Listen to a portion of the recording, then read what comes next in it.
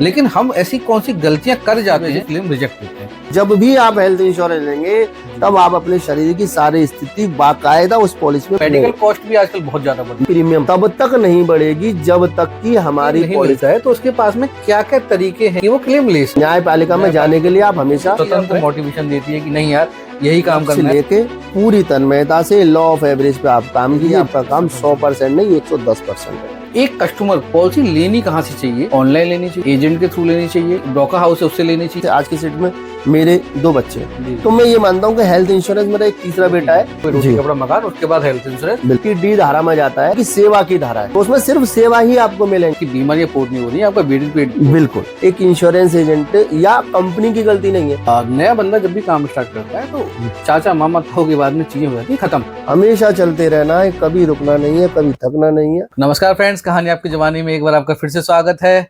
आज हमारे साथ एक ऐसी मशहूर शख्सियत है जिनको मैं इंश्योरेंस का अगर टाइकून कहूँ तो कम नहीं है। इंश्योरेंस इनके ब्लड में बसता है। लगभग 20-25 साल से भैया इंश्योरेंस का काम कर रहे हैं।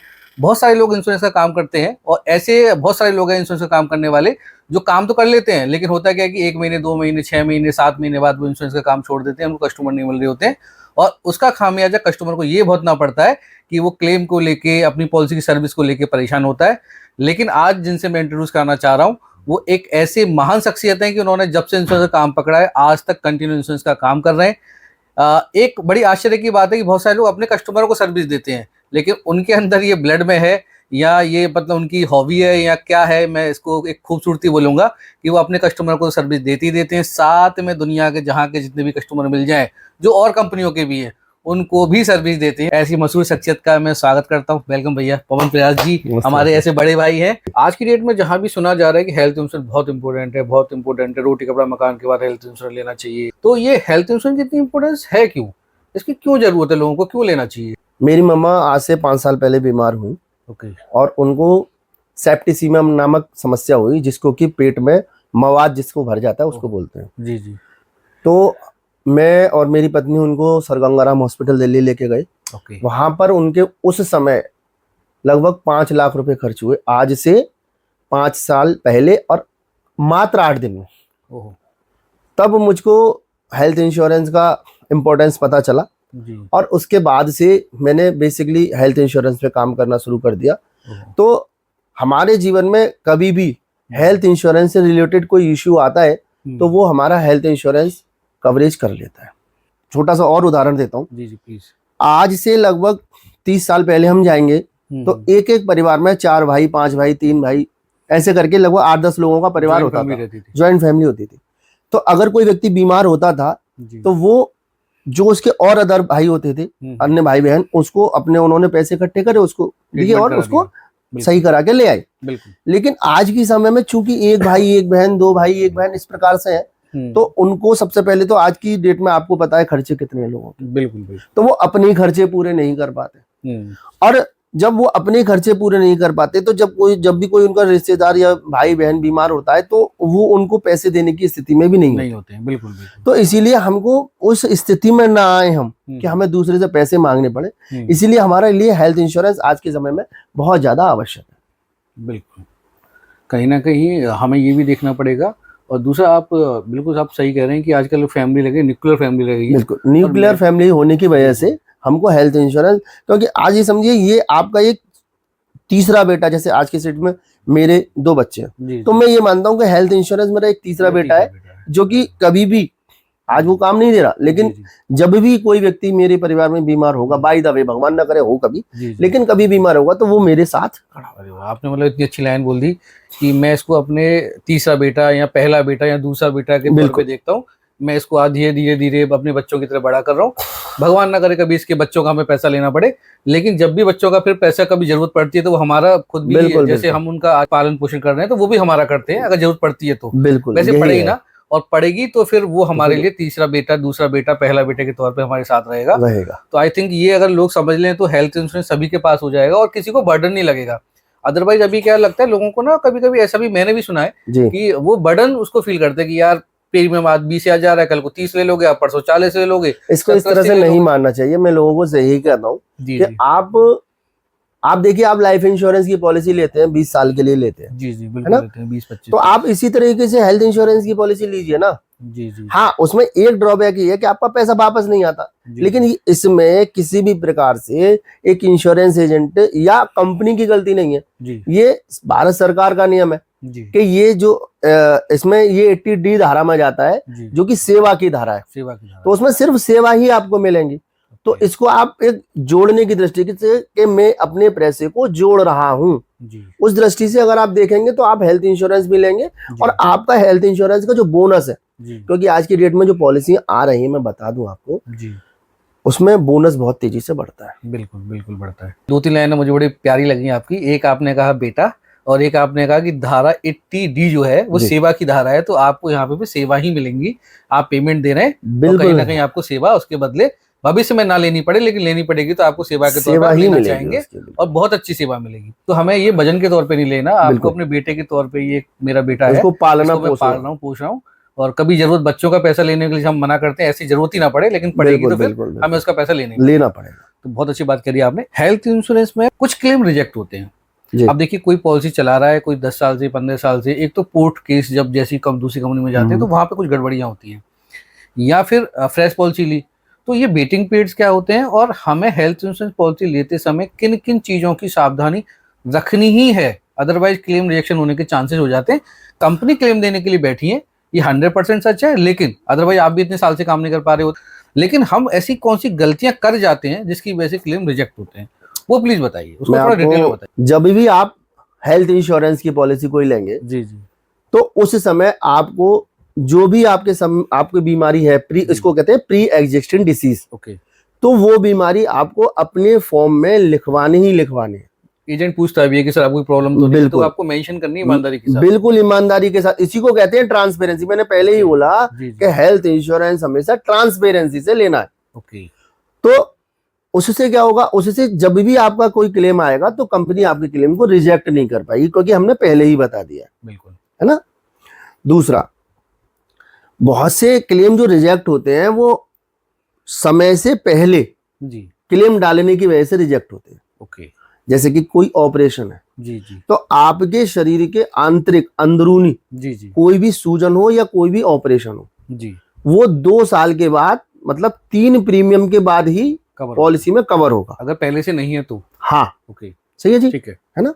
तो इसीलिए उसका जब भी आपको क्लेम लेना है तो 2 साल के बाद ही लेंगे। ओके, बहुत से लोग क्या करते हैं, 1.5 साल हुआ पॉलिसी को, 1 साल हुआ पॉलिसी को, अपना गॉल ब्लैडर का ऑपरेशन का, पथरी का ऑपरेशन का, या हर्निया के ऑपरेशन का क्लेम डाल दिया, जी जी, और वो रिजेक्ट हो जाता है। तो वो कहते हैं अरे साहब हमें क्लेम नहीं मिला, क्लेम नहीं दे रही, कंपनी ने पैसा हमसे ले लिया, एजेंट ने नहीं बताया कुछ भी, फ्रॉड कर दिया। तो ये लोग कहते हैं, बहुत से लोग कहते हैं, मुझसे भी कहा गया, जी जी, मेरे ही दोस्तों ने कहा, जी जी, लेकिन आज सब चीज सही चल रही है। जी, तो यही दो वजह होती है, पॉलिसी में पहले से बीमारी का ना लिखाना, जी, प्लस पॉलिसी में क्लेम समय से पहले डाल देना। ये 2 मेन वजह है जिससे कि क्लेम 80% से ज्यादा क्लेम इसी वजह से रिजेक्ट होते हैं। ओके, अब बात कर लेते हैं पोर्ट केस की। उसमें क्या सावधानी रखनी चाहिए? पोर्ट केस में सावधानी क्या रखनी है कि जब भी हम पोर्ट कराएंगे पॉलिसी को, जी, तो हमें अपनी अगर कोई बीमारी, क्योंकि बहुत से लोग क्या कहते हैं साहब मैं तो इतने दिनों से 8 साल से पॉलिसी चला रहा हूँ, जी, तो मेरे को शुगर बीपी अभी हुई है, जी, तो क्या मैं नई पॉलिसी में लिखाऊं या नहीं लिखाऊं? लिखाना है आपको, ओके, क्योंकि यही वजह से बहुत से क्लेम रिजेक्ट होते हैं। अब आपका नया एग्रीमेंट हो रहा है दूसरी कंपनी के साथ। जी बिल्कुल, क्योंकि ये होता है बॉन्ड, जी, तो नया एग्रीमेंट नया बॉन्ड है, तो यहाँ आपको सारी चीजें दोबारा से उसी प्रकार से लिखानी है। क्यों, उसका भी मैं आपको आंसर कर देता हूँ, प्लीज बताइए ना। कि आपकी बीमारियां पोर्ट नहीं हो रही हैं, जी, आपकी बीमारियां पोर्ट नहीं हो रही है, आपका वेटिंग पीरियड पोर्ट हो रहा है। पोर्ट हो रहा है, वाह, आपने बहुत अच्छी जानकारी दे दी। आपकी बीमारियां पोर्ट नहीं हो रही है, आपका वेटिंग पीरियड। बिल्कुल बिल्कुल, ओके, तो इसीलिए आपको ट्रांसपेरेंसी तो रखनी ही बिल्कुल। हर पॉलिसी में आपको ट्रांसपेरेंट, जब भी आप हेल्थ इंश्योरेंस लेंगे तब आप अपने शरीर की सारी स्थिति बाकायदा उस पॉलिसी में मेंशन कराएंगे ही कराएंगे। ओके, इससे एक तरीके से आपका 100% क्लेम्स मिलने के मिलेगा ही मिलेगा, चांस को खत्म करते मिलेगा ही, बिल्कुल 100% मिलेगा जी, 110% की गारंटी मेरी है। ओके, तो इसमें मैंने ऐसा सुना है कुछ ऐसे एक्सीडेंटल वेटिंग पीरियड कुछ होते हैं, है ना, बीमा बुखार का वेटिंग, ये क्या होता है? नहीं, इसका मैं आपको दोबारा से बता देता हूँ, वेटिंग पीरियड किस प्रकार से ऑफ होते हैं। जी जी, देखिए हम जिस दिन पॉलिसी लेते हैं जी उसके 24 घंटे बाद जी एक्सीडेंटल इंश्योरेंस शुरू हो जाता है। ओके ठीक है। जिसमें कि हमारा पैर का टूटना, हड्डी का टूटना, जी जी टूटना शामिल होता है ओके है ना, ठीक है। फ्रैक्चर शामिल नहीं होता। फ्रैक्चर को कवर नहीं करते। बिल्कुल। ओके इसके बाद 1 महीने बाद, जी मतलब 30 दिन बाद से okay dengue, malaria, chikungunya, typhoid बुखार जिसका नाम होगा, जी जी दूसरा प्लेटलेट्स 50,000 से कम होंगे।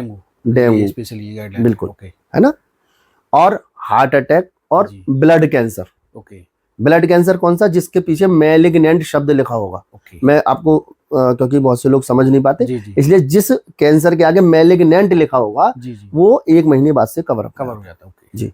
और 2 साल बाद भी आने वाली बीमारियां जो हमारे शरीर में धीरे धीरे बनती हैं, ओके या आप कह लीजिए कि हमारे शरीर के आंतरिक सभी प्रकार की सूजन और सभी प्रकार का ऑपरेशन, जी ये 2 साल बाद कवरेज में आता है, मतलब 3 प्रीमियम जमा करने के बाद। ओके बिल्कुल क्लियर है, बिल्कुल इसको कहीं भी किसी को हिला उज्जत नहीं होनी चाहिए, कंफ्यूजन आई थिंक कंफ्यूजन नहीं होना चाहिए। कुछ होगा भी तो आपने बड़ा अच्छे से कंफ्यूजन बिल्कुल। का क्लियर कर दिया कि भाई इस एक्सीडेंट जो है वो 24 घंटे बाद कवर होगा, बिल्कुल बुखार 31वें दिन से, और जितनी भी सर्जरी है वो 2 साल के बाद तीसरा प्रीमियम आप दे देंगे। बिल्कुल, तो वो कवर आपकी आपको पूछना ही नहीं है किसी से।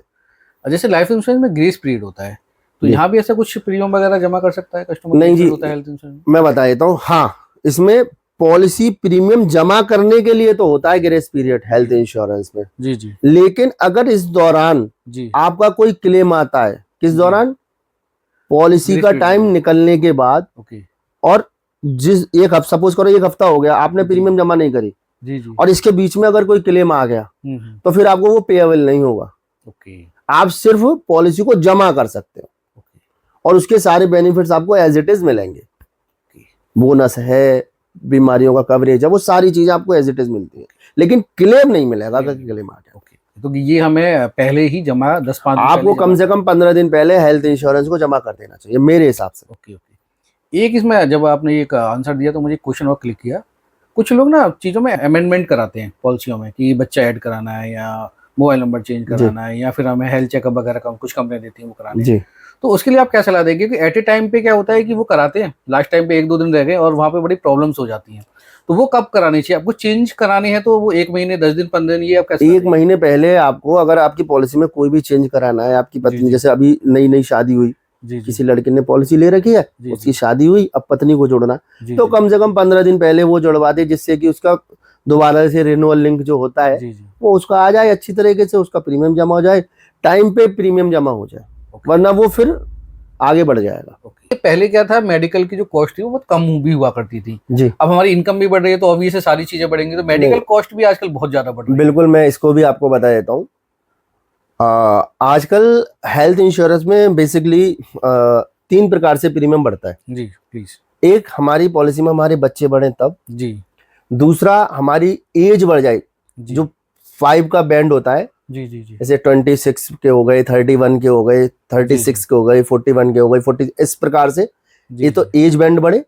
तीसरा, महंगाई दर बढ़ने की वजह से, ओके, क्योंकि हेल्थ इंश्योरेंस सेक्टर में 14% का महंगाई दर है, 14% का महंगाई दर है। ओके, तो बेसिकली 7 साल में 7 साल में हमेशा डबल हो जाता है।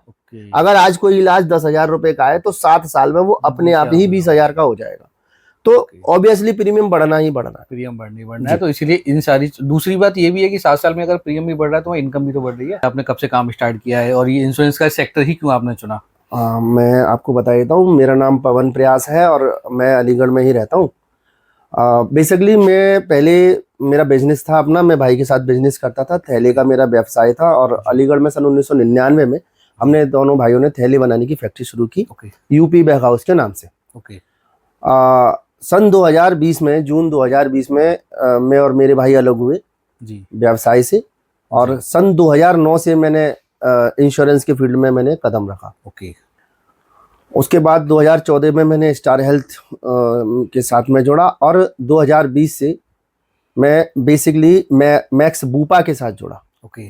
और अब मैं पूरी तरीके से नीवा बूपा हेल्थ इंश्योरेंस करता हूँ, और सिर्फ बेसिकली मैं हेल्थ इंश्योरेंस ही करता हूँ। मैं हेल्थ इंश्योरेंस में आया जी, वो सिर्फ सेवा भाव की वजह से आया। और आज भी मैं सिर्फ इस हेल्थ इंश्योरेंस को मैं एक बिजनेस न मान के एक सेवा भाव के तरह से काम करने को मानता हूँ, क्योंकि अगर इसको आप सेवा भाव की तरह लेंगे इस काम को, तो आप बहुत अच्छी तरह से इसमें सर्वाइव कर पाएंगे। बिल्कुल। इंश्योरेंस में जहाँ पे कस्टमर को क्या होता है, देखिए हर इंसान ना अपने फील्ड में एक्सपर्ट है। मान लो कोई डॉक्टर है तो वो डॉक्टर लाइन में एक्सपर्ट है, कोई इंजीनियर है तो आर्किटेक्चर तो आर्किटेक्चर में, इंजीनियर तो इंजीनियरिंग में फेमस है, अपने काम में महारत होते हैं। बिल्कुल। इंश्योरेंस एक ऐसा सब्जेक्ट होता है जहाँ पर हमें नोकिंग भी करना पड़ता है, और हम अपने नियर एंड डियर को ही सबसे पहले पॉलिसी देते हैं। बाद में फिर हम बड़े हो जाते हैं तो एक अलग बात है कि बिल्कुल बिल्कुल मार्केट में रेफरेंस के माध्यम से जाते हैं, बहुत रेफरेंस आता है। हाँ बिल्कुल। तो मेरा इसमें ये क्वेश्चन है कि एक कस्टमर को पॉलिसी लेनी कहाँ से चाहिए? ऑनलाइन लेनी चाहिए, एजेंट के थ्रू लेनी चाहिए, या कोई ब्रोकर हाउस है उससे लेनी चाहिए, या एजेंट का क्या रोल है उसमें? देखिए मैं बताता हूँ, इसको भी मैं आपको बहुत क्लियर कर देता हूँ आज। जी जी। अभी ये आपने बहुत अच्छा क्वेश्चन पूछा, और इसी का एक मेरे साथ में अभी केस चल भी रहा है। ओके। पॉलिसी हमें हमेशा एजेंट के थ्रू ही लेनी है। ओके। अब क्यों लेनी है? बिल्कुल इसलिए लेनी है क्योंकि जब हम ऑनलाइन पॉलिसी ले लेते हैं जी तो जो व्यक्ति जिसने हमें पॉलिसी दी होती है, जी अब जब भी हमारा कभी क्लेम आता है जी जी। तो उस जगह वो व्यक्ति नहीं बैठा होता जिसने हमको पॉलिसी दी थी। ओके। है ना? तो हम अपनी बात किससे कहेंगे? है ना? कोई ना कोई तो चाहिए हमें बात करने के लिए, वो है ही नहीं अवेलेबल। अब वो है नहीं। अब यहाँ एजेंट होता है, तो एजेंट को सारी चीजें आपकी पता होती है। अब कहीं केस किस प्रकार का था आपका, उसको सारी जानकारी है। बिल्कुल। तो वो आपका केस किस प्रकार से मूव आगे करना है, वो उसमें आपकी हेल्प करता है। ओके। कहीं ना कहीं पारिवारिक संबंध भी बन जाते हैं। बिल्कुल। कहीं ना कहीं इमोशनल टच आता है। प्रोफेशनली टच खत्म हो गया वहाँ पे। हो सकता है प्रोफेशनली एक दो बार आपसे पॉलिसी लेके करा के तो बिल्कुल काम मैंने खत्म कर दिया, हो सकता है मैं आपको फोन ही ना उठाऊं, लेकिन क्योंकि हम 10-20 साल से एक दूसरे को जान रहे हैं तो मैं आपका फोन उठाऊंगा ही उठाऊंगा। पूरा इसीलिए कहता हूँ मैंने अभी मेरे पास एक केस चल रहा है, उन्होंने डायरेक्ट पॉलिसी ले ली कंपनी से। अब उनका क्लेम रिजेक्ट हो गया, उनका कैटरेक्ट का क्लेम है। 2 साल पहले एक कंपनी ने पॉलिसी पोर्ट कराई है। अब वो मुझसे सुबह से मेरे पीछे पड़े, भैया मेरा क्लेम करा दो, कल मेरा ऑपरेशन है सुबह 7 बजे। ओके। तो यही है, होता है, ये दिक्कतें आती है, मुझे पता है ना, ऐसा होता है, मेरे सामने तो रोज आता है केस। जी जी। तो हमें हमेशा पॉलिसी, हमेशा क्लेम, हमेशा पॉलिसी एजेंट के थ्रू ही लेनी है, और ऑफलाइन ही पॉलिसी लेनी है। चाहे उसमें थोड़ा सा पैसा हमारा ज्यादा चला जाए, उसकी चिंता नहीं करनी है, क्योंकि वो बाद की परेशानी से हमको बचाता है। आपकी बात को मैं कोरिलेट करता हूँ जो आपने स्टार्टिंग में कही थी, थोड़ा सा पैसा ज्यादा जा रहा है, बिल्कुल, लेकिन आप अपने बच्चे को अच्छे स्कूल में पढ़ाना चाहते हो। आपने कहा था कि इसको बच्चे की तरह पालना है, तो अच्छे में पढ़ाओगे तो फिर आपको फिर वहाँ पे आगे दिक्कत नहीं आएगी, दिक्कतें नहीं होगी, वो अपने आप पढ़ता चला जाएगा, अपने आप सारी चीजों को समझ लेगा। और आप बिल्कुल बात सही कह रही है, मेरे भी एक्सपीरियंस है एक दो, अक्सर मैं भी देखता रहता हूँ कि उनको सपोर्ट नहीं मिलता। और हम अभी जहाँ पे रह रहे हैं, जिस देश में हम रह रहे हैं, वहाँ पे कहीं ना कहीं हमको एक काम को दूसरे को देने की आदत है कि भैया मैंने पॉलिसी ले ली। बहुत सारे लोगों को तो मैंने ऐसे देखा है कि पॉलिसी उन्होंने देखी नहीं, उनको पता ही नहीं पॉलिसी नंबर क्या है, और वो आते हैं हमारा क्लेम हो गया, क्लेम दिलवा दो, पॉलिसी नंबर पता ही नहीं है। अब उसमें भी तो यही परेशानी आ रही है। तो अब ऐसे में सोचो, अगर एजेंट, अब एजेंट से पॉलिसी ली नहीं, अब एजेंट होता तो उनके पोर्टल में है सारी चीजें समझा देता, उनको 50 बार बॉन्ड भी भेज सकते हैं और उनको सपोर्ट भी जाके। और मैंने बहुत सारे एजेंटों को ऐसे सपोर्ट भी करते हुए देखा है कि हॉस्पिटल में उनके साथ हैं, 2-2 दिन है तो 2-2 दिन भर्ती है, तो बताइए आप खुद भी जाते हैं, तो मतलब ये इससे ज्यादा सपोर्ट आपको और क्या चाहिए? नहीं, मैंने पहले भी आपको कहा जी जी कि हेल्थ इंश्योरेंस एक सेवा का कार्य है जी जी, और इसको सेवा कार्य मान के ही करना है। बिल्कुल, अगर आप इसको सेवा कार्य मान के करेंगे तो आप अपने जीवन में अनंत ऊंचाइयों तक पहुंचे। अरे वाह। तो फ्रेंड्स, जो भी है, मैं बहुत सारे लोग ऑनलाइन पॉलिसी ले लेते हैं, उनको हमेशा ये भ्रम रहता है कि सर्विस तो हम खुद देख लेंगे, हम बड़े समझदार हैं या बहुत हम एजुकेटेड हैं। डेफिनेटली आप होंगे, लेकिन हो सकता है कि हम ही क्या बोलते हैं हॉस्पिटल में भर्ती हैं और हमारी फैमिली को स्ट्रगल करना पड़ सकता है। तो फैमिली को स्ट्रगल से अगर बचाना है तो डेफिनेटली आप किसी एडवाइजर से, और वो भी उस एडवाइजर से पॉलिसी लेनी चाहिए। मैं एडवाइजरों में भी कैटेगरी बता दे रहा हूँ। मैंने इससे पहले ही कहा था कि कुछ एडवाइजर ऐसे होते हैं जो महीने 2 महीने पॉलिसी एक कोड ले लिया और उन्होंने काम छोड़ दिया। तो एडवाइजर भी आप ऐसा पकड़िए जो 10 साल, 15 साल, 5 साल, 3 साल, 4 साल एटलीस्ट वो उस प्रोफेशनल में है, इंश्योरेंस में कि प्रोफेशनल में है, प्रोफेशन में है, और दूसरा वो उसको शिद्दत से काम करना चाहता है। तो हमें जब पॉलिसी लेनी है तो हम जब प्रॉपर्टी लेते हैं तो बड़ी चीज़ों को देखते हैं, या कुछ भी खरीदते हैं तो बड़ी चीज़ों को देखते हैं, मोबाइल लेते हैं तो चीज़ों को एनालाइज करते हैं, प्रॉपर्टी खरीदते हैं तो चीज़ों को एनालाइज करते हैं। तो कहीं ना कहीं हेल्थ इंश्योरेंस भी हमारी प्रॉपर्टी है, और एक बहुत बड़ी प्रॉपर्टी। जब क्लेम आता है तो मैंने देखे 40-40, 50-50 के 2-2, 3-3 करोड़ क्लेम आते हैं। तो आप समझ सकते हैं कि कितनी बड़ी प्रॉपर्टी है, सेविंग्स नहीं हो पाती। तो चीजें बिक जाती हैं, मतलब घर मकान दुकान आप समझ लीजिए, आदमी इतना टेंशन में होता है, अपनी फैमिली को बचाने के लिए सब कुछ दाव पे लगा देता है। तो मेरा यही कहना है कि जब भी आप इंश्योरेंस लें, हेल्थ इंश्योरेंस लें, लाइफ इंश्योरेंस लें, आप जिस एजेंट से ले रहे उसको आप परखिए, और बिल्कुल प्रॉपर डॉक्यूमेंट हमें बनवाने हैं, जहाँ पे हमें भी कुछ चीज़ें हिडन नहीं रखनी है, और एजेंट से भी हमें पूरी चीज़ें बिल्कुल सही जेन्युइन लेनी है। कहीं कुछ क्वेरी है तो उसको रिजॉल्व कराना है, और एक्सपीरियंस एडवाइजर से ही पॉलिसी लेनी है, जिसके अंदर सेवा का भाव हो, क्योंकि सेवा वाला ही काम है। ऑब्वियस है कि आप रात को भी 10 बजे फ़ोन करोगे, 11 बजे फ़ोन करोगे, तो बंदा सामने वाला जिसने आप जिसको पॉलिसी अपनी दे रहे हैं वो फ़ोन उठाना चाहिए। तो आप समझ सकते हैं, एक छोटी सी मेरी बात है कि ऑनलाइन पॉलिसी लेने के लिए मैं आपको मना कर रहा हूँ। हो सकता है बहुत सारे लोगों को यहाँ पे बुरा लग रहा हो, और मैं आपको एजेंसी वालों के लिए भी बोल रहा हूँ, जो एजेंट होते हैं उनके लिए भी, कि 2-2 4-4 6-6 महीने वाले एजेंट है, उनसे पॉलिसी से लेने से आप बचें। तो मैं दोनों के लिए बोल रहा हूँ, मैं एक पर्टिकुलर किसी बंदे के लिए नहीं बोल रहा। तो हमें ये ध्यान रखना है, क्योंकि ये भी हमारी प्रॉपर्टी है, ये हमारा ही है, और इसका बेनिफिट जब मिलता है तो फिर वो बहुत ज्यादा मिलता है। वैसे तो कभी भगवान इसको दान के तौर पे पैसा निकलता रहे, किसी को जरूरत ही नहीं पड़े, लेकिन पड़ती है तो फिर हमारी बीमारी हमारी लाइफ का एक पार्ट है, वो सबके साथ होती है, और इसका हम क्लेम भी लेते हैं। तो मैं सही कह रहा हूँ पवन भैया? बिल्कुल सही बात है। और मैं आपको 2 चीजें और बता देता हूँ प्लीज, कि हेल्थ इंश्योरेंस बेसिकली जब भी हम लें जी, पॉलिसी को पढ़ें जी बिल्कुल। पॉलिसी में हम 3 पॉइंट मेनली हमें देखने हैं। जी जी। एक तो पॉलिसी में बोनस कितना है, ओके। दूसरा रूम रेंट की कैटेगरी क्या है। ओके, हाँ, ये मेरा क्वेश्चन था कि अगर हम कोई हेल्थ इंश्योरेंस पॉलिसी लेना चाहते हैं तो उसमें ऐसे कौन से फीचर्स हैं जो हमें पॉलिसी बाय करते समय ध्यान रखने वाली चीज? बेसिक फीचर्स यही है, एक तो बोनस, दूसरा रूम रेंट, ओके, और तीसरा consumable coverage. Okay okay okay okay, इसको थोड़ा सा और डिफाइन करिए ना प्लीज। हाँ, मैं बता देता हूँ। जब मैं इसको बहुत सरल भाषा में समझाता हूँ। अरे प्लीज। हमने चाय पी जी, चाय पी ली, ठीक है, कुल्हड़ फेंक दिया, ठीक है, फेंक दिया ना, वेस्टेज हो गया। तो कंपनी क्या कहती है, मैंने चाय के पैसे बोला था ना, तो मैं चाय के पैसे दे तो रहा हूँ। कुल्हड़ 2 रुपए का था, 10 रुपए की चाय थी, 10 रुपए की पूरी चाय थी, जिसमें कि 8 रुपए की चाय थी, 2 रुपए का कुल्हड़ था। तो कुल्हड़ को हटा दो, चाय के पैसे मैं दे रहा हूँ 8 रुपए। मैंने चाय की तो ही बोला था भाई, कुल्हड़ की थोड़ी बोला था। सही बात है। तो इसी प्रकार से कंज्यूमेबल होता है। ओके, हमने इंजेक्शन लगना है, किसी से लगेगा, सिरिंज से लगेगा। सिरिंज बाहर फेंक दी जाएगी, इंजेक्शन अंदर चला जाएगा। तो सिरिंज के पैसे नहीं मिलेंगे, इंजेक्शन के पैसे मिलेंगे। ओके, ये कंज्यूमेबल की एक छोटी सी डेफिनेशन बड़े प्यार से आपने बता दी, इसके पैसे नहीं मिलेंगे। तो वो देखना पड़ेगा कंज्यूमेबल राइडर है या नहीं है। बिल्कुल, कंज्यूमेबल राइडर जरूर होना चाहिए आपकी पॉलिसी में। बोनस कितना बढ़ रहा है ये जरूर देखना चाहिए। तीसरा, रूम रेंट की कैटेगरी। ये मेन 3 पॉइंट है आपकी पॉलिसी में, ये जरूर आपको चेक करना है। रूम रेंट से क्या मतलब है? रूम रेंट का आपको मैं बता देता हूँ। बहुत सी पॉलिसियों में क्या होता है, सिंगल स्टैंडर्ड एसी रूम लिखा होता है। ओके, सही है। सिंगल स्टैंडर्ड एसी रूम अलग अलग हॉस्पिटल में अलग अलग रुपए का होता है। ठीक है, बिल्कुल होता होगा। लेकिन आप ये समझो कि जितने बड़े बड़े हॉस्पिटल होते हैं, उन सब हॉस्पिटलों में ज्यादातर सिंगल स्टैंडर्ड एसी रूम खाली नहीं होता। क्यों नहीं होता? क्योंकि वहां पे आसपास के लोग आते हैं जो कि पैसे वाले होते हैं, उन्होंने सिंगल स्टैंडर्ड एसी रूम के कोई पैसे देने से कोई दिक्कत नहीं होती ना, है ना। तो अब उस समय जब हमें सिंगल स्टैंडर्ड एसी रूम खाली नहीं मिल रहा, तो हमें क्या करना पड़ेगा, या तो डाउनफॉल वाले कमरे में जाना पड़ेगा, शेयरिंग में जाना पड़ेगा। और हमारा अगर जो पेशेंट है उसको इन्फेक्शन इतना लगा हुआ है कि वो शेयरिंग में जा नहीं सकता, तो हमको कहाँ जाना पड़ेगा, अपर वार्ड में जाना पड़ेगा। और हमारी पॉलिसी में कौन सा कमरा देख रहा है, सिंगल स्टैंडर्ड एसी रूम। तो जब हम अपर वार्ड में जाएंगे तो जो दोनों कमरों के बीच का रूम रेंट की चार्जेस होंगे, वो चार्जेस हमें पे करने पड़ेंगे। प्लस डॉक्टर की फीस, प्लस ऑपरेशन की फीस, प्लस जितने भी खर्चे हैं उन दोनों जो कमरों का जो अंतर होगा वो सब हमें पे करना है डेली बेसिस पर। डेली बेसिस जो भी एक्स्ट्रा अमाउंट आएगा बीच का वो सारा हमें पे करना है। इसीलिए हमें पॉलिसी हमेशा वो लेनी है जिसमें रूम रेंट की कोई कैपिंग ना हो। ओके, ये तो आपने बहुत अच्छी बात बता दी। अदरवाइज लोगों को यही नहीं पता कि रूम रेंट की कैपिंग क्यों जरूरी है। बहुत जरूरी है, इसको लोग देखते नहीं है, लेकिन ये सबसे ज्यादा जरूरी है पॉलिसी। आजकल मॉडर्न ट्रीटमेंट का बड़ा हल्ला मच रहा है, ये क्या होता है? अच्छा, मैं आपको बता देता हूँ।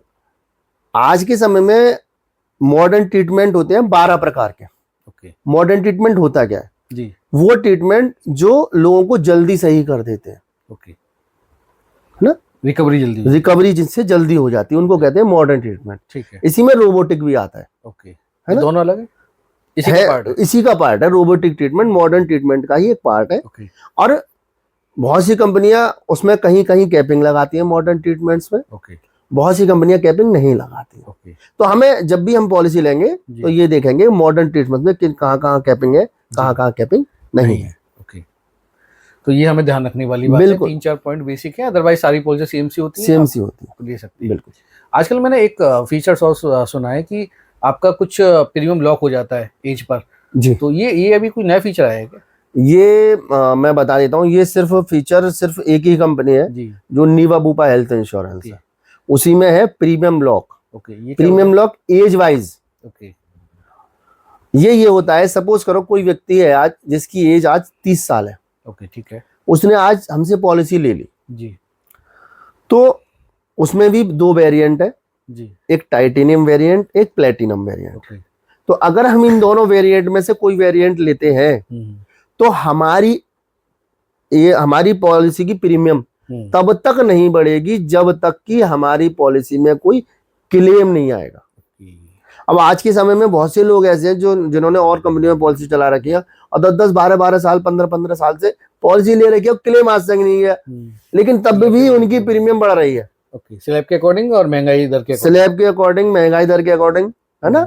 तो अब वो व्यक्ति जाता है, वो कहता है भाई मैंने अभी तक क्लेम नहीं लिया, फिर मैं बढ़ी हुई प्रीमियम क्यों दूं? ऑब्वियस वो बोलना भी ठीक ही है। तो इसीलिए हमारी कंपनी ने, नीवा बूपा कंपनी ने एक ये फीचर्स लाई कि हम एज लॉक कर देते हैं, जब तक आपकी पॉलिसी में क्लेम नहीं आएगा तब तक आपको कोई भी प्रीमियम बढ़ा के नहीं देनी। ओके, ये तो बहुत अच्छा फीचर है कि हमें कम से कम ये मार तो नहीं झेलनी। बिल्कुल, 5 साल बाद स्लैब के बाद बढ़ेगा ही बढ़ेगा। नहीं बढ़ता है, लोगों का बढ़ता है, मैं देखता हूँ रोज कि प्रीमियम बढ़ जाती है। तो इस फीचर का भी आप ध्यान रख सकते हैं, आई थिंक। बिल्कुल, ये लेना बहुत जरूरी है। लेते टाइम हम इस फीचर का भी ध्यान नहीं, मैंने उस समय जो बताया था वो बेसिक बताया था फीचर, ये कुछ स्पेशल फीचर में आ गया ये, जैसे कि आपका और क्या डे वाला है कि पर डे आपको कितना पैसा मिलता है। ओके, है ना, 1000 रुपए, 2000, वो पॉलिसी के समय शॉर्ट के ऊपर निर्भर करता है। है ना। तीसरा एक नया फीचर अभी आया है, नेटवर्क हॉस्पिटल। ओके, कि अगर हम वो नेटवर्क हॉस्पिटल टिक कर लेते हैं तो हमारा 10 या 15% प्रीमियम डाउन हो जाता है। ओके। और भी 1-2 फीचर्स हैं, इसको कैशबैक कहते हैं, वेल कंसल्ट, हमारा एक इसमें ओपीडी कवरेज। बहुत से लोग कहते हैं कि भाई ओपीडी कवरेज, वो देखना भी होता है। फिर अगर कोई नई शादीशुदा जोड़ा है तो उसके लिए मैटरनिटी कवरेज, उसको भी देखना जरूरी होता है। तो जब हम पॉलिसी लेते हैं तो यही बात, अब यहाँ ये बात आती है कि जब भी हम पॉलिसी लेते हैं तो किसी ऐसे व्यक्ति से पॉलिसी लें जिसको इन सारी चीजों का ज्ञान हो, जानकारी हो। और वो हमको पहले क्या था, पहले सिर्फ हेल्थ इंश्योरेंस लेना था, लेकिन आज हेल्थ इंश्योरेंस के फीचर्स भी उस पर बहुत ज्यादा जोर करते हैं कि हमें कौन सी पॉलिसी अच्छी लेनी।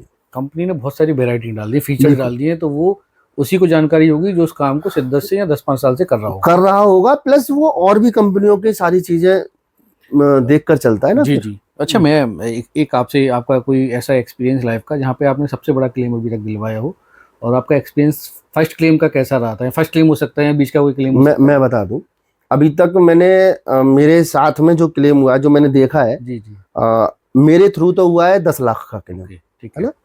और जो मेरा पहला क्लेम हुआ था वो 1,80,000 का क्लेम था, जिसमें कि उन्होंने मात्र 650 रुपए वो दे के आए थे, और 1,80,000 का क्लेम उनका बाकायदा आराम से हो गया, कोई दिक्कत नहीं हुई। जी। उसके बाद ये 9 लाख का क्लेम हुआ, और जो मैंने देखा हुआ है वो मैंने अलीगढ़ में ही क्लेम देखे हुए, एक 26 लाख का क्लेम, एक 38 लाख का क्लेम मिला।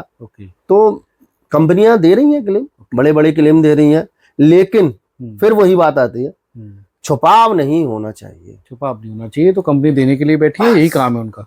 किसी भी चीज में आपने अगर कहीं छुपाव कर दिया और कंपनी को पता चल गया, कंपनी क्लेम नहीं देगी आपको। बिल्कुल। तो ये हमेशा ट्रांसपेरेंसी का तो ध्यान रखना ही चाहिए। पहली कंडीशन हेल्थ इंश्योरेंस की ट्रांसपेरेंसी ना, आप हमसे कुछ छुपाओ, हम हमसे कंपनी जो भी क्वेश्चन पूछे बस उसका आप बिल्कुल सही आंसर, सटीक आंसर। कुछ प्रॉब्लम है तो बताएं, डिस्क्लोज करें, वो कंपनी के विवेक के ऊपर है, पॉलिसी देगी या नहीं, कुछ कंडीशन लगा के देगी या नहीं देगी। बिल्कुल। ओके, आज के समय में आपके सामने कुछ चुनौतियां आती हैं, जैसे बहुत सारे चैनल खुल गए हैं जी, तो उनसे आप कैसे सामना करते हैं, या आपकी स्ट्रेटजी क्या रहती है काम करने की? क्योंकि आपका कोल्ड मार्केट तो अभी, जैसे कोई अगर कोई नया बंदा आपके काम में, जैसे मैंने भी कहा कि नए लोगों के लिए फील्ड नहीं है जी, लेकिन नए लोगों को अगर नहीं आएंगे तो फिर आगे की जनरेशन में कैसे बढ़ेगा, कैसे बढ़ेगी, या जो नए लोग आएंगे पीढ़ी के, वो इंश्योरेंस कैसे करेंगे? तो उनके लिए आप क्या सलाह देना चाहते हैं कि किस तरीके से काम करना चाहिए? मैं आपको बताता हूँ, दो चीजें हैं जी। एक तो लॉ ऑफ एवरेज पे काम करना पड़ता है। Law of average, law of average मतलब हमने 10 लोगों से बात की, उसमें से 2 या 3 लोगों ने हमसे पॉलिसी ली। ओके, ठीक है। हर व्यक्ति से, जिस व्यक्ति से हम बात करेंगे वो प्रत्येक व्यक्ति तो हमसे पॉलिसी लेगा नहीं, बिल्कुल नहीं लेगा। और प्रत्येक व्यक्ति को प्रत्येक चीज पता भी नहीं है, ऑब्वियस है ना। आप मार्केट में जा रहे हो सकता है कोई व्यक्ति को किसी चीज को ज्यादा जानकारी हो, किसी को कम जानकारी हो, किसी को किसी चैनल के बारे में जानकारी हो, किसी चैनल की जानकारी ना हो किसी चैनल के बारे में। इसीलिए आपको ज्यादा से ज्यादा कॉल खोलनी है। ओके, इसी को कहते हैं law of average. Law of average, ठीक सही है जी, पहली चीज। दूसरी चीज, जो भी व्यक्ति नया काम करेगा तो उसको सबसे ज्यादा सीखना है। ओके, लर्निंग जरूरी, लर्निंग बहुत जरूरी है। ओके, क्या सीखना है?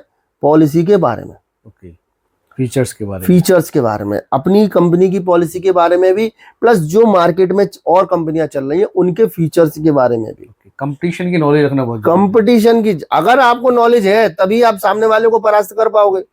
सही बात है। हमारे पास, मैं आपको बता देता हूँ, एक बहुत अच्छा उदाहरण आपको दूंगा, आप भी कहोगे पवन भाई प्लीज बताइए ना। एक व्यक्ति आया मेरे पास जी, तो मुझसे बोला, पवन भाई आपकी कंपनी में तो हेल्थ चेकअप मिलता ही नहीं है। ओके, मुझे तो बहुत कम मिलता है। मैंने, क्या हुआ जी बताइए। जी जी, कि साहब आपकी कंपनी में 10 लाख पे 5,000 रुपए का हेल्थ चेकअप मिलता है और दूसरी कंपनी में 10 लाख पे 10,000 का हेल्थ चेकअप दे रहा है। ओके, है ना, सही बात है इसकी, सही बात है ना। बिल्कुल। तो मैं आपसे क्यों लूं, जबकि वहां मेरी पॉलिसी मात्र 14,000 की जा रही है और आपकी कंपनी में 17,000 की पॉलिसी जा रही है। पेमेंट भी ज्यादा ले रहे हो, पैसा भी कम दे रहे हो हेल्थ चेकअप का। सही है जी, बिल्कुल, ओके, बिल्कुल। अब मैंने उससे बोला कोई बात नहीं भाई, अब मुझे तुम 2 दिन का समय दो, 2 दिन बाद बात करूंगा। इसका आंसर 2 दिन बाद देता हूँ, ठीक है। सही है, मैंने उससे समय लिया। बिल्कुल। समय लेने के बाद मैंने उसकी पॉलिसी, मैंने उसके कहा पॉलिसी दे के जाओ, कौन सी पॉलिसी है तुम्हारी, ठीक है ना।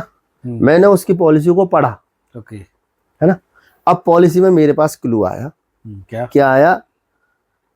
कि हमारी पॉलिसी में same person, same illness, same time पर दोबारा पैसा मिल जाएगा। बिल्कुल।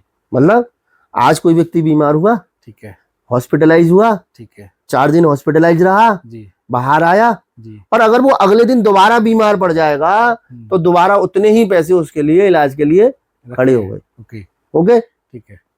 उस कंपनी में क्या था? क्या था? आज कोई व्यक्ति बीमार हुआ, 4 दिन हॉस्पिटलाइज रहा, हॉस्पिटल से निकल के आया और अगले दिन दोबारा जब भी वो एडमिट होगा उसका क्लेम 45 दिन बाद ही होगा। ओके, 45 डेज अगला क्लेम उसी बीमारी का। Okay, same person same illness, after 45 days आप एलिजिबल हो, अदरवाइज हो ही नहीं। बीच में अगर क्लेम आ गया तो भूल जाओ, क्लेम नहीं मिलेगा। अब मुझे आप ये बताओ, आपने पॉलिसी काय के लिए ली थी? क्लेम के लिए, हेल्थ चेकअप के लिए थोड़ी ली है। हेल्थ चेकअप लिए उन्होंने तो हेल्थ चेकअप के लिए ली थी ना, उनके हिसाब से हेल्थ चेकअप इंपोर्टेंट था। सही है ना। लेकिन हमारे हिसाब से क्या इंपॉर्टेंट है? पॉलिसी इंपॉर्टेंट है। इसीलिए उसको, जब मैंने उसको बुलाया, उसको बताया कि भाई देखो तुम्हारी पॉलिसी में ये कमी है, तो उसने अगले साल मुझसे उसका रिन्यूअल करा लिया। मतलब मेरी कंपनी वो आ गया, आपकी कंपनी पोर्ट हो गई, है ना। तो इसीलिए मैं कहता हूं, अगर आपको हेल्थ इंश्योरेंस में काम बढ़ाना है तो आपको पूरी तरीके से पढ़ना पड़ेगा, सीखना पड़ेगा। लर्निंग बहुत जरूरी है। एक प्लान को 4-4 बार पढ़िए। दूसरे की पॉलिसी में क्या अच्छी है, क्या खराबी है, उन सब चीजों को, भाई आप तभी तो सामने वाले से लड़ पाओगे जब आपके अस्त्र शस्त्र बिल्कुल तैयार है। बिल्कुल, लर्निंग से अर्निंग, लर्निंग से अर्निंग है ना। लर्निंग से ही अर्निंग है। आपको कुछ नहीं पता तो सामने वाला तो कह देगा भाई तुमको पता ही नहीं। ऑब्वियस है, मैं आपसे क्यों कर रहा हूँ यार, मैं आपसे क्यों कर रहा हूँ, आपको कुछ पता ही नहीं। 30-40 हजार रुपए हर महीने, हर साल ली जाती है और आपको दी दूं ऐसे ही।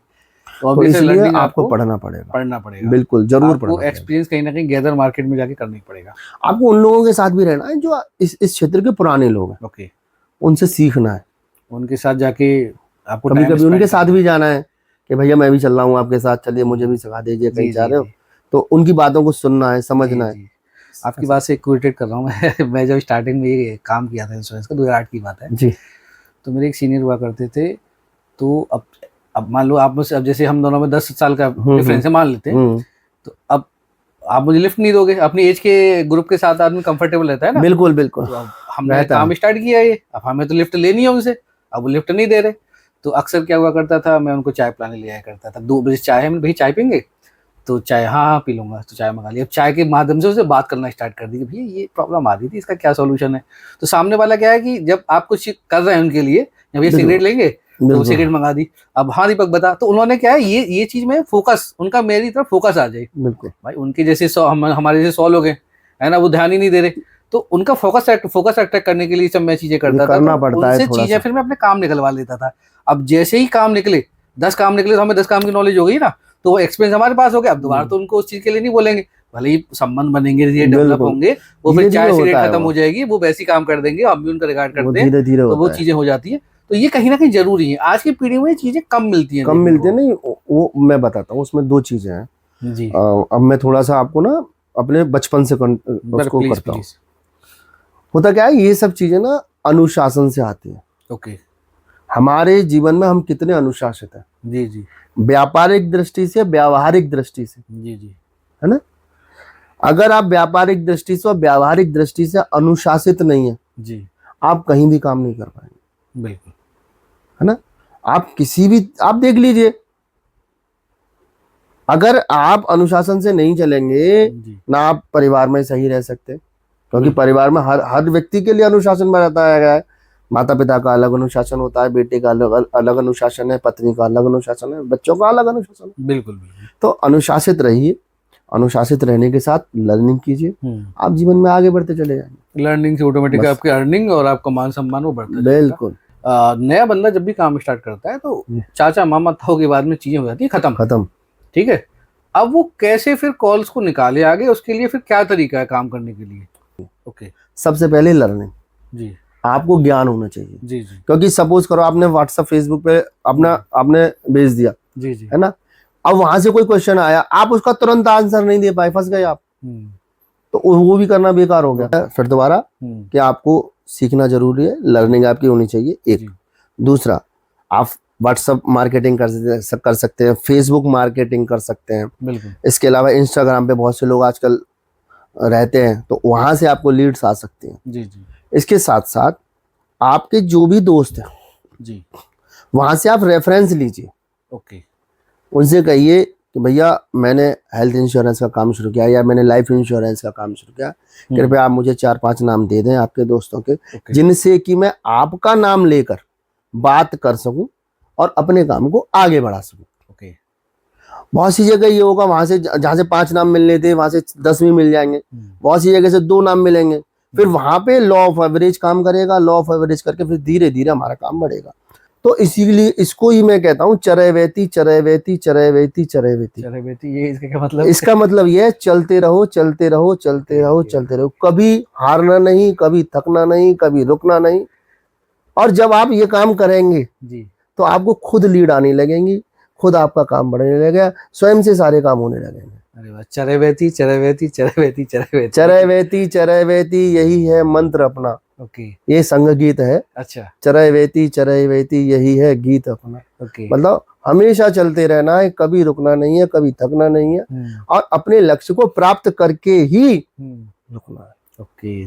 और एक चीज और मैं आपको बता देता हूँ, अगर आपको अपने जीवन में जी बड़ा काम करना है जी जी जी, तो हमेशा लक्ष्य लेके काम करिए। जी, ओके। आपको बिल्कुल, आपको टारगेट बिल्कुल क्लियर होना चाहिए। मुझे इतना करना ही करना है। अब वो होगा नहीं होगा बाद का विषय, वो आपका विषय नहीं है, वो ऊपर वाले का विषय है।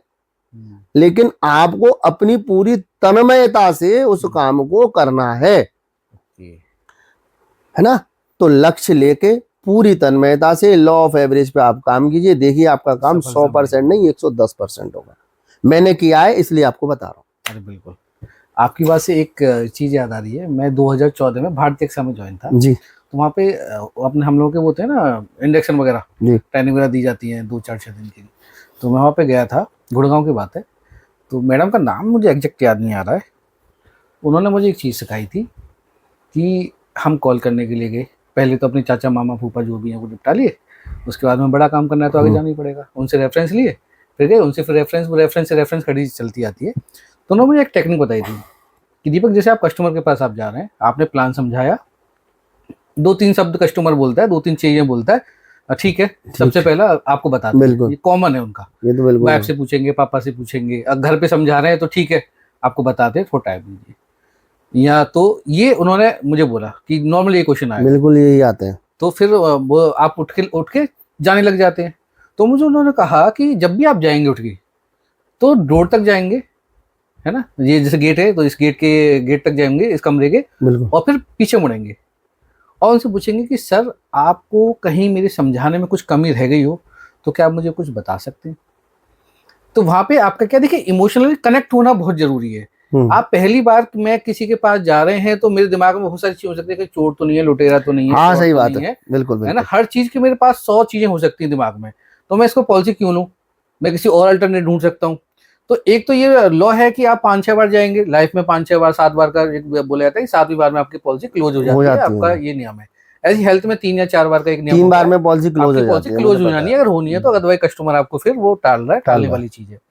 तो उन्होंने मुझे ये बोला था कि ये एक बार में कभी चीजें होंगी नहीं, तो ये पेशेंस आपको रखना पड़ेगा, प्लस आपको कनेक्ट कस्टमर से कहीं ना कहीं करना पड़ेगा। तो आप जब बैक होंगे तो कस्टमर आपका थोड़ा सा आपकी तरफ कहीं ना कहीं हम्बलनेस आएगी, झुकाव होगा, और फिर आप दोबारा बैठेंगे उनके पास कि सर एक काम कर सकते हैं, अभी चलिए आप पॉलिसी जब आप कराएंगे करा लेंगे, लेकिन मुझे 2-4 लोगों के नाम दे सकते हैं जिससे कि पॉलिसी तो आपको अच्छी लगी ना सर, तो डेफिनेटली कोई भी बंदा है जो भी कंपनी ने प्लान बनाया उनको अच्छी लगते हैं, और जैसे वो हाँ करेंगे तो ऑब्वियस है वो रेफरेंस लेने के लिए भी आपको तैयार हो। बिल्कुल इस प्रकार से मिलता भी है रेफरेंस, हमने भी लिया है, और 4 पॉलिसी हुई थी इस प्रकार से मेरी। वाह, तो मुझे मतलब अभी वो बात जैसे आपने बात की तो बड़ी बात, अच्छी बात याद आ गई, और ये भी मैंने भी कई बार इम्प्लीमेंट किया, बिल्कुल 100% आपको पॉलिसी का तो मैं नहीं कह रहा, रेफरेंस मिल जाएंगे तो फिर कनेक्ट होगा तो पॉलिसी तो फिर मिल जाएगी, वो तो रहता ही है, क्योंकि हमें बेसिकली हमें चाहिए क्या, जी हमें चाहिए लीड चाहिए, रेफरेंस चाहिए। तो लीड्स अगर हमारे पास होंगी तो हमारा काम बढ़ेगा, ये डेफिनेटली। और हाँ, आज के समय में ना लोगों को ना बहुत जल्दी पैसा चाहिए, बहुत जल्दी पैसा चाहिए, इतना जल्दी पैसा चाहिए कि काम शुरू हुआ नहीं उससे पहले पैसा आ जाए। ओके, पॉसिबल नहीं है।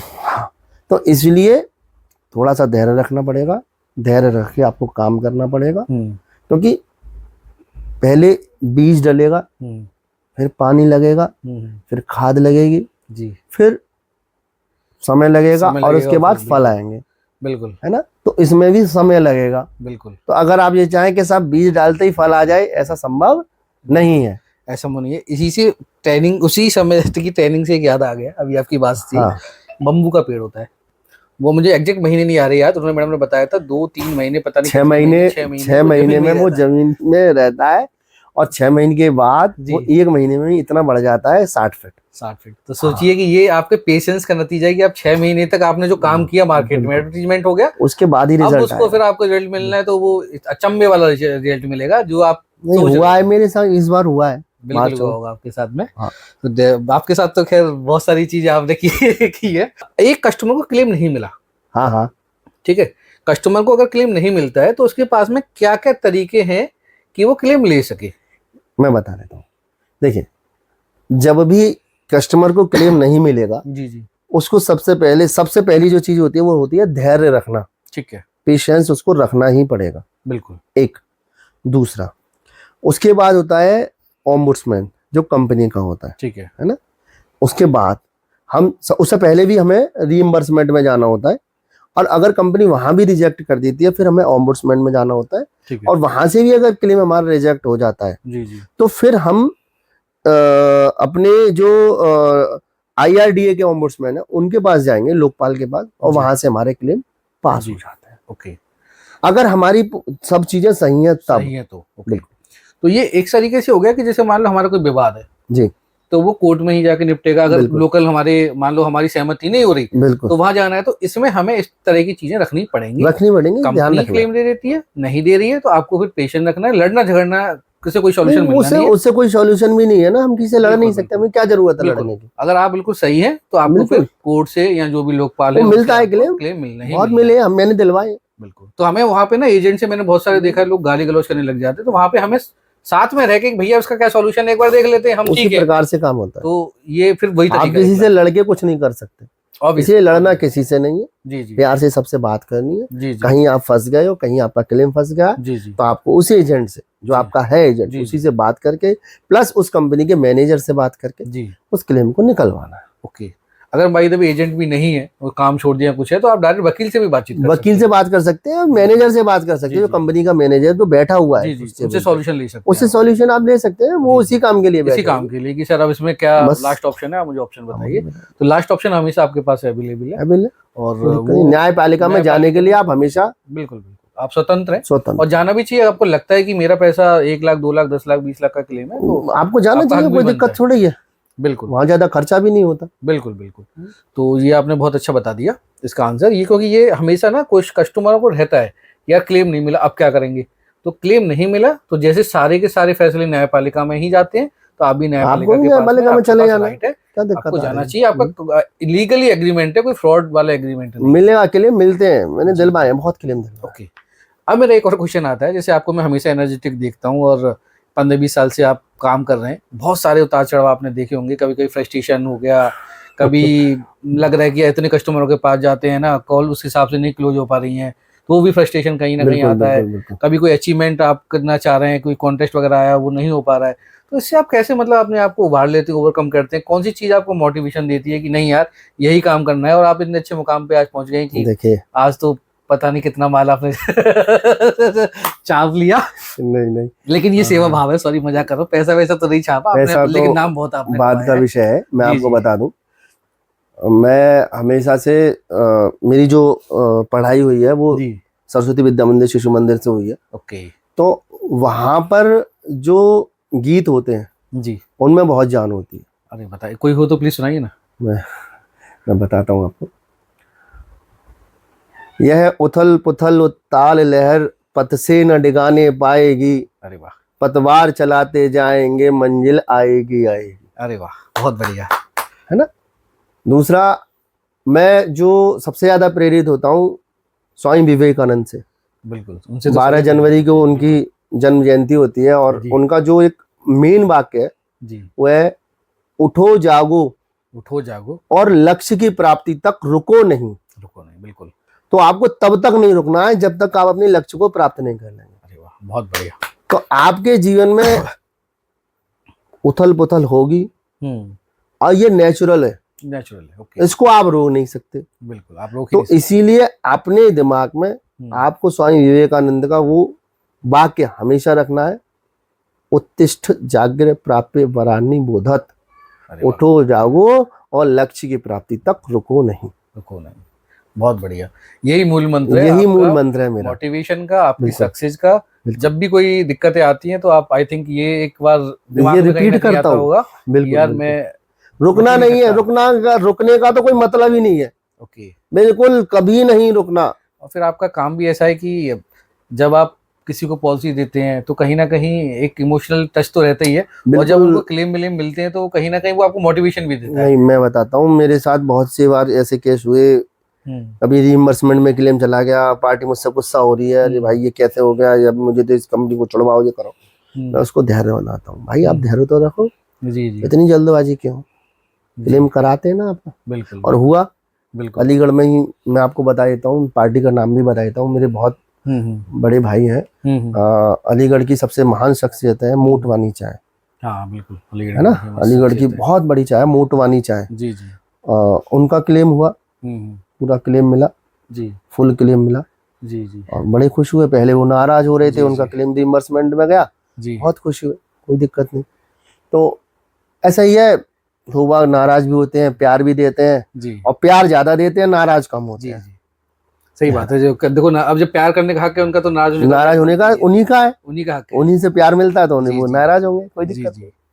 तो भैया जैसे अभी आप इंश्योरेंस में इतने मतलब प्रसिद्ध हैं, आप, अच्छा काम है आपका, लेकिन इंश्योरेंस की जो कहानी थी वो कैसी नींव उसकी पड़ी? उससे पहले एकदम आप मेरे ख्याल से बिजनेस फैमिली से बिलोंग करते हैं, हाँ, तो ऐसे कैसे क्या मतलब टर्म्स एंड कंडीशन बन गई तो आपने मूव ऑन इंश्योरेंस की तरफ कर लिया? हाँ, ऐसा हुआ, मैंने सन 1999 में बीएससी करी थी। ओके। तो बीएससी करने के बाद मेरे पिताजी ने मेरे भाई के साथ मुझको थैले का काम शुरू कराया। ओके। मेरे सगे मौसाजी जो हैं वो दिल्ली में रहते हैं और उनका काम था थैले का, तो वहाँ से हमने सीखा और हमने अलीगढ़ में थैले का काम डाला। ठीक है। सबसे पहली फैक्ट्री हमारी थी अलीगढ़ में, यूपी बैग हाउस। ओके। आज भी बहुत प्रसिद्ध नाम है ये पूरे अलीगढ़ के आसपास के क्षेत्र में, यूपी बैग हाउस। ओके। सन 2020 तक मैंने और मेरे भाई ने एक साथ काम किया। ठीक है। और चूंकि मेरा काम सेल्स का था, मैं भाई फैक्ट्री में रहते थे और मैं सेल्स करता था, मतलब बाहर जाता आता रहता था, कॉन्ट्रैक्ट बनाते थे। कॉन्ट्रैक्ट बनाता था, मैं ऑर्डर लेके आता था, माल सप्लाई करता था। जी जी। तो क्या हुआ, सन 2009 में मेरे पास भैया एक वरुण चौधरी भाई साहब हैं, अलीगढ़ में रहते हैं। जी जी। वो मेरे पास आए मैक्स लाइफ की एजेंसी के लिए।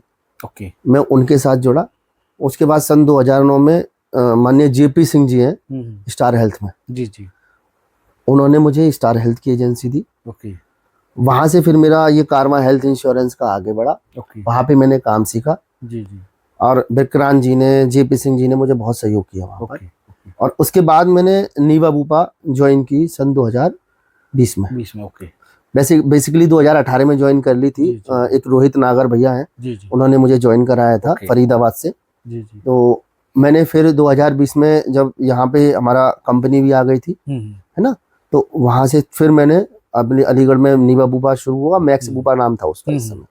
तो वहां से हमने काम शुरू किया जी। और सन 2020 में जब कोरोना हुआ जी, तो उस समय मैं और मेरे भाई दोनों जी अलग हुए काम से। ओके ना, ठीक है। कोविड के टाइम के बाद, कोविड के टाइम के बाद जी जी कुछ ऐसी पारिस्परिक स्थिति बनी कि मुझे अलग होना पड़ा। जी जी जी। तो मेरे पास उस समय कोई काम था नहीं जी, लेकिन मुझे ना किसी भी काम को सीख के करने की आदत है। ओके, ठीक है। तो चूंकि मेरे को ना सेवा, एक तो मेरे अंदर सेवा भाव है जी जी जी, दूसरा मेरे को किसी भी काम को सीखने की बहुत आदत है। ओके। तो हेल्थ इंश्योरेंस मुझको बेसिकली अच्छा लगता था। इसमें क्या होता था, इसमें सेवा होती थी दूसरे की, तो मुझे ये बहुत अच्छा लगता था काम जी जी। तो इसीलिए मैंने अपना कैरियर फिर इसी में बनाने का आगे सोचा। और आज मैं जिस भी मुकाम पर हूँ, आज मेरे साथ 60 लोग इस इंडस्ट्री में मेरे साथ जुड़े हुए हैं और मैं इसमें काम कर पा रहा हूँ। तो मुझे अच्छा भी लगता है, बढ़िया भी लगता है, और मेरे अनुकूल काम है, इसीलिए मैं इसको कर पा रहा हूँ।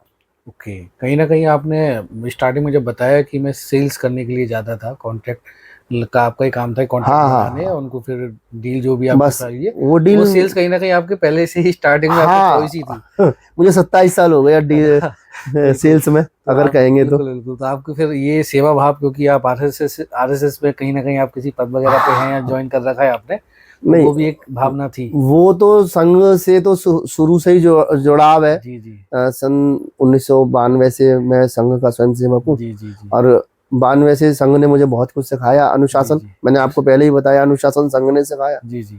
और बहुत सी चीजें हैं जो संघ ने सिखाई, परिवार से मिलना, पारिवारिक बातें, आना जाना, भाषा शैली, बहुत चीजें हैं जो संघ ने सिखाई। ओके। तो वो कहीं ना कहीं चीजें फिर हमारे काम में भी आती है। बिल्कुल, वही हमारे सक्सेस का राज भी है। बिल्कुल, संघ के मैं बता रहा हूँ ना, अनुशासन सबसे बड़ा अनुशासन है।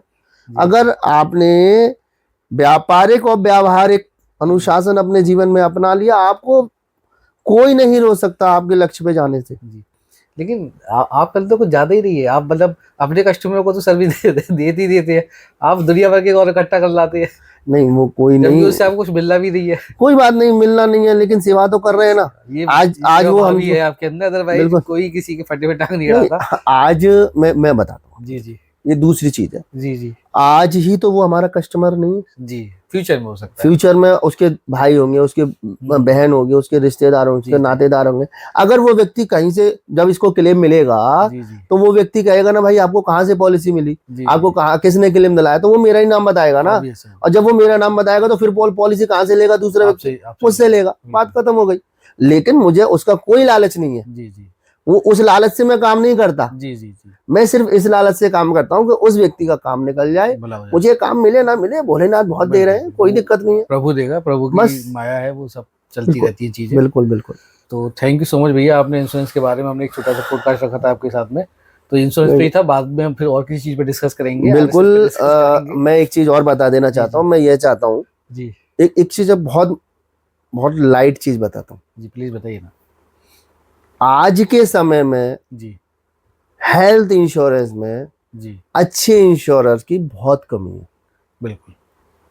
तो मैं, लोग जो नए बच्चे आ रहे हैं, जी जिनके पास ज्यादा पैसा नहीं है, जी जिनके पास व्यवसाय करने के लिए ज्यादा पैसा नहीं है, हम्म, मैं उन लोगों से सिर्फ एक बात कहना चाहता हूँ जी जी कि अगर आपको अपना किसी क्षेत्र में भविष्य बनाना है जी तो आप हेल्थ इंश्योरेंस में आ सकते हैं, ओके हमसे जुड़ सकते हैं, ओके हमारी कंपनी से जुड़ सकते हैं। ओके और हमारी कंपनी नहीं जुड़ के आप किसी और कंपनी से भी जुड़ना चाहें, जी उस कंपनी से जुड़ सकते हैं। ओके। क्यों? क्यों? क्योंकि इंडिया में, भारत में हेल्थ इंश्योरेंस का भविष्य बहुत उज्जवल है। बिल्कुल। आप हेल्थ इंश्योरेंस के साथ जुड़िए। जी आपको कोई चीज सीखनी है मुझसे पूछिए, जी कभी भी, जी दिन रात कभी भी, मैं 24 घंटे अवेलेबल रहता हूँ। जी हो सकता है कभी मेरा फोन बंद हो, जी जी आप आधे एक घंटे बाद मुझे फोन लगा कॉल दीजिए। बैक आप जरूर करेंगे। और हाँ, मैं कॉल बैक जरूर करता हूँ। जी और आप मैसेज छोड़ दीजिए मेरे पास अगर आपको कहीं भी दिक्कत है।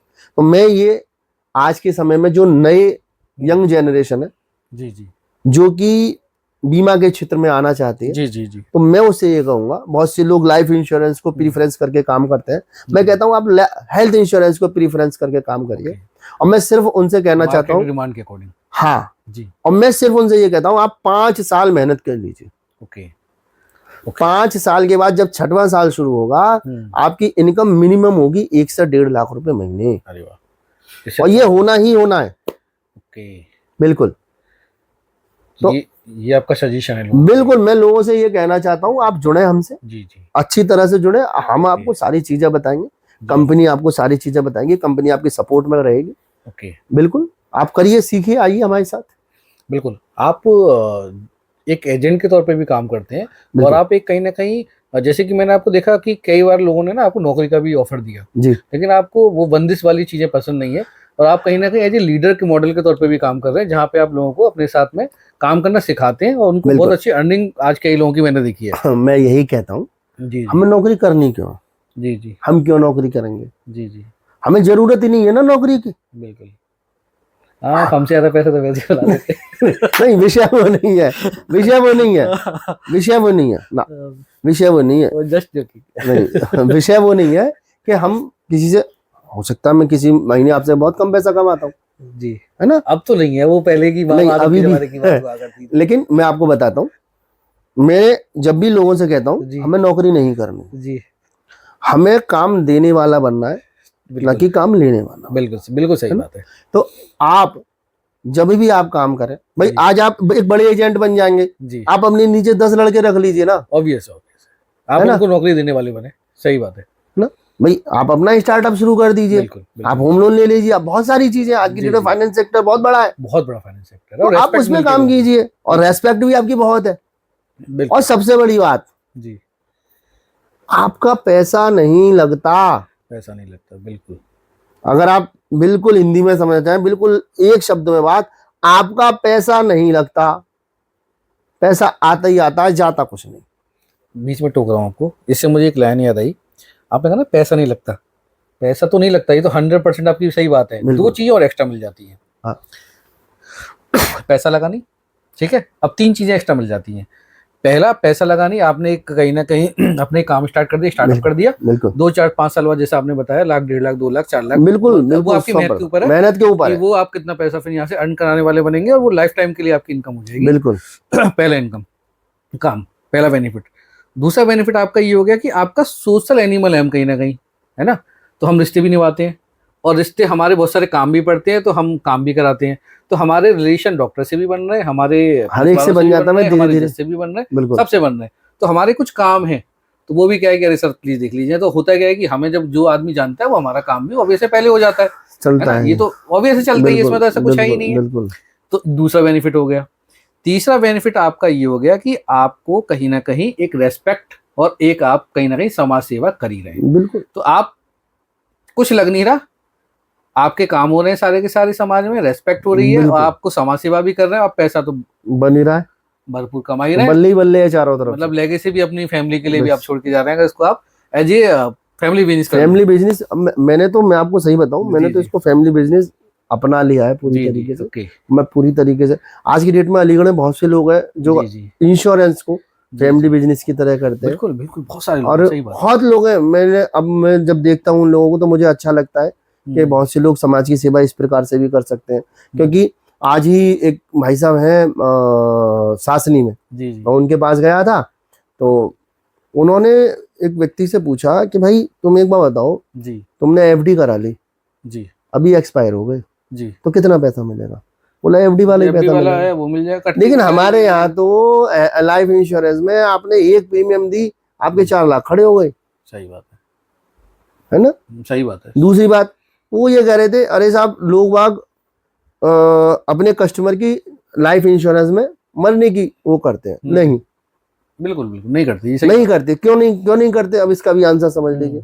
इसलिए नहीं करते क्योंकि पॉलिसी जितने लंबे समय चलेगी उन्हें 2 पैसे मिलेंगे। एक बात। दूसरी बात कि उनका कस्टमर जितना लंबे ज्यादा जिएगा उतना ही वो धनवान बनेगा, और जब वो धनवान बनेगा तो वो नई पॉलिसी भी लेगा। 1 से 4 पॉलिसी, तो वो व्यक्ति सामने वाले के क्यों गलत चीज होने की कामना करेगा। कोई जरूरत ही नहीं है ना उसको। वो तो हमेशा शुभ सोचता है। मैं भी अपने कस्टमर्स के बारे में हमेशा शुभ सोचता हूँ। भगवान कभी किसी को क्लेम देने की जरूरत ना पड़े। मैं हमेशा ये कहता हूँ, भगवान कभी किसी को क्लेम देने की जरूरत ना पड़े। अब हम क्या कर रहे हैं? अब हम सामने वाले के अच्छे की कामना कर रहे हैं।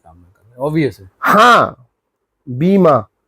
अब आपको ये वाली चीज आपने नहीं पूछी पहले। जी। अब आपको मैं बताता हूँ बीमा का असली शाब्दिक अर्थ क्या है? जी बताइए। बीमा का असली शाब्दिक अर्थ है वह चीज जो आकस्मिक के लिए होती है। बिल्कुल। अगर कोई चीज हो गई सेट, मतलब बिल्कुल सिद्ध हो गई, जैसे कि किसी को शुगर सिद्ध हो गई कि जिसको शुगर है, तो फिर हम उसको पॉलिसी नहीं देंगे, या देंगे तो फिर राइडर लगा के देंगे, कुछ एक्स्ट्रा पेमेंट लेंगे, है ना? या किसी को हार्ट अटैक हुआ तो अब हम उसको पॉलिसी दे ही नहीं रहे ना। तो इसलिए जो चीज आकस्मिक होगी उसके लिए बीमा है, और जो सिद्ध हो गई उसके लिए बीमा नहीं है। तो इसीलिए बहुत से लोग कहते हैं अरे मुझे तो अभी कोई बीमारी नहीं है तो मुझे क्यों पॉलिसी लेनी? कोई दिक्कत नहीं। तो जब तुम्हें बीमारी हो जाएगी तो कंपनी देगी नहीं ना। इसीलिए तो कह रहे हैं भैया इसीलिए अभी ले लो। बिल्कुल, है ना? तो इसीलिए जब भी आपके पास कोई हेल्थ इंश्योरेंस वाला टकराता है, आपको तुरंत पॉलिसी लेनी चाहिए। बैठिए, समझिए, डिस्कस करिए, और फिर आप अपना विवेक से अपने हिसाब से ले लीजिए पॉलिसी। बिल्कुल, ये बात तो आपने बिल्कुल सही कह दी कि ये बहुत जरूरी है। आपने इसमें 3-4 चीजें बड़ी अच्छी बताई। एक आपने बता दी कैरियर ओरिएंटेड, आपका सेक्टर है ये। अगर आप यहाँ पे कैरियर बनाना चाहते हो तो आपको कैरियर बनेगा, लेकिन आपको सेवा भाव के भाव से ही आना पड़ेगा। बिल्कुल, बिना सेवा भाव के आप के लिए कैरियर नहीं है। बहुत सारी हेल्थ इंश्योरेंस नहीं है, आप हेल्थ इंश्योरेंस नहीं है, फिर लाइफ इंश्योरेंस है। बिल्कुल, फिर लाइफ इंश्योरेंस है। लाइफ इंश्योरेंस भी कहीं ना कहीं सेवा वहाँ भी आपका कहीं ना कहीं है, ये थोड़ा बहुत है उसमें, लेकिन इसमें बहुत, इसमें हेल्थ इंश्योरेंस में तो ऑब्वियस है कि रात को 1 बजे भी आदमी फोन करता है कि भैया मैं, कोई अचानक आदमी बीमार होता है ना, उसको पता खुद ही नहीं पता होता, तो वो उसके लिए आप 12-1 बजे भी फोन उठा पाए तो आप इस सेक्टर में आ सकते हैं। और ऐसा भी नहीं कि 12-1 बजे अक्सर ही फोन आते हैं, वो कभी कभी रेयर ही फोन आते हैं, कभी रेयर केस आता है, वो रेयर केस। और हॉस्पिटल वाले भी जानते हैं, पेशेंट भी जानता है कि नेक्स्ट डे भी तो ट्रीटमेंट होगा, तो मुझे सारी चीजें मैं आपको बता दूं, आज मुझे इस सेक्टर में 2014 से 2025 11 साल हो गए जी। और रात में सिर्फ एक बार मेरे पास 11 बजे कॉल आई है, सिर्फ एक बार, है ना? वरना दिन में कॉल आती है, दिन में सारी समस्याएं समाधान हो जाता है, कोई दिक्कत नहीं। तो थैंक यू सो मच, आपने इतनी सारी जानकारी इंश्योरेंस पे दी, इंश्योरेंस में सेवा भाव कितना जरूरी है वो बताया। हम इसमें कस्टमरों को हमें प्रेफरेंस देना चाहिए, कौन कौन से प्रोडक्ट हैं, फीचर्स हैं, वो देखने चाहिए। बिल्कुल।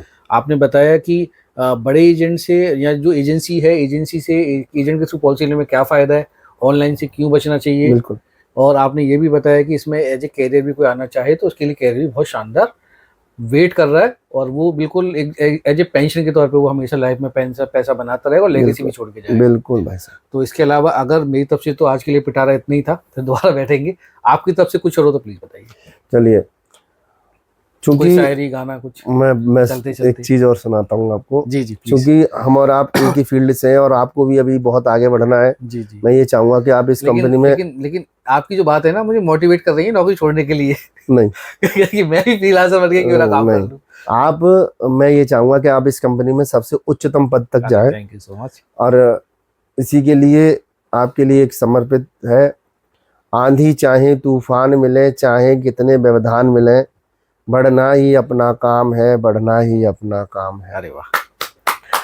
हम नई चेतना की धारा, हम अंधियारे में उजियारा, हम उस बयार के झोंके हैं जो हर ले सबका दुख सहारा। अरे वाह। बढ़ना है शूल मिले तो क्या, बढ़ना है फूल मिले तो क्या, बढ़ना ही अपना काम है, बढ़ना ही अपना। अरे वाह, बहुत बढ़िया। यह एक संग गीत है और इसको मैं अपने जीवन में उतारता रहता हूँ जी, इसीलिए आगे बढ़ता रहता हूँ। आपसे भी कहूंगा आप भी इस गीत को अपने बिल्कुल जीवन में बिल्कुल, ये तो उतारिए। सबको उतारना चाहिए। ऐसा गीत है ये बिल्कुल। कि सबके लिए मोटिवेशन का काम करेगा, बिल्कुल। विटामिन का काम करेगा। तो थैंक यू सो मच पवन भैया, आपने टाइम दिया। थैंक यू भाई साहब। नमस्कार। नमस्ते भैया। राधे राधे।